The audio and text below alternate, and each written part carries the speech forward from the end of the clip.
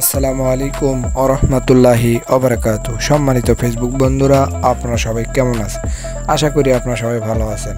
আজকে চলার গতি দেখে বুঝতে পারতেছেন আজকে চলে যাচ্ছি আমাদের ঐতিহ্যবাহী দাঁড়িয়ে হাটে। প্রতিমধ্যেই রাস্তার ভিতর দেখতে পেলাম পিজি ভরা ফুল বিক্রি করতেছে এই কাকু। সেখানে দাম দর জিজ্ঞেস করে খাওয়া হলো না, চলে আসলাম এই তো মোহাম্মদ নন্দীপুর সবুজ সাথী সরকারি প্রাথমিক বিদ্যালয় মাঠ।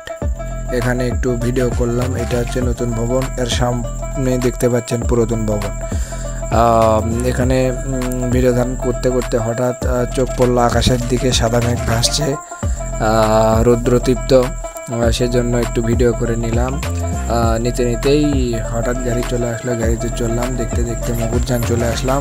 মুকুরজান থেকে সামনে যেতেই চোখে পড়লো একটা বড় নার্সারি। নার্সারিতে বিভিন্ন ধরনের গাছ রয়েছে।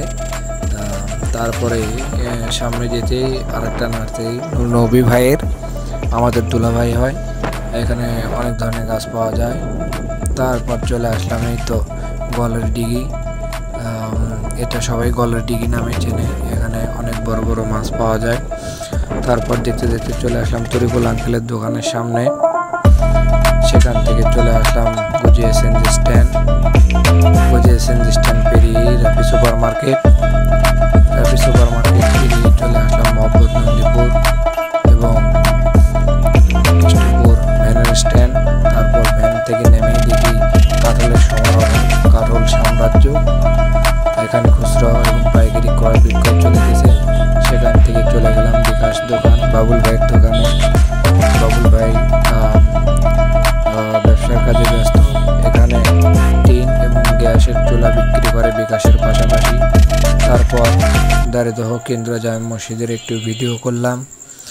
দেখতে অনেক সুন্দর লাগতেছে রোদ পরে।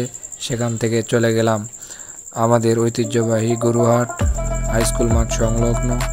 সেখানে কিছুক্ষণ ভিডিও করার পর চলে গেলাম আমার প্রাণ প্রিয় মাদ্রাসা দাঁড়িদহ আর্মেনিয়া সিনিয়র ফাজিল ডিগ্রি মাদ্রাসায়। এটা মাদ্রাসার গেট।